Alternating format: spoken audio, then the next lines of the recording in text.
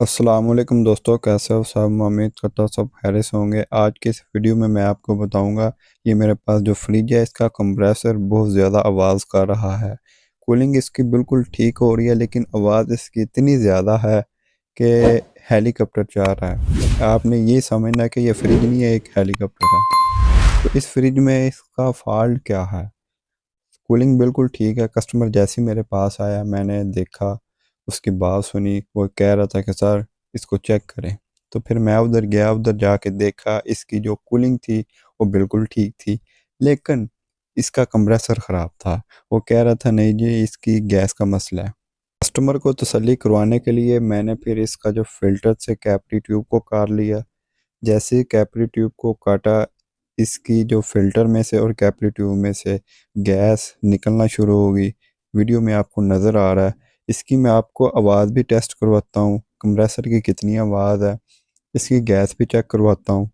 ठीक है।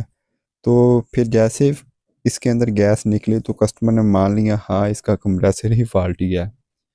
तो अगर आपकी भी फ्रिज इस तरह मसला कर रही है, बहुत ज़्यादा आवाज़ उसका कंप्रेसर दे रहा है, ठीक है, इसके बैक साइड पे आपने नोट करना, जहाँ पे कंप्रेसर है उधर से आवाज़ आ रही है।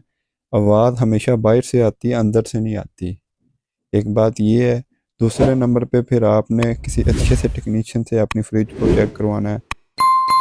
कंप्रेसर की आवाज़ मैं आपको चेक करवाता हूँ।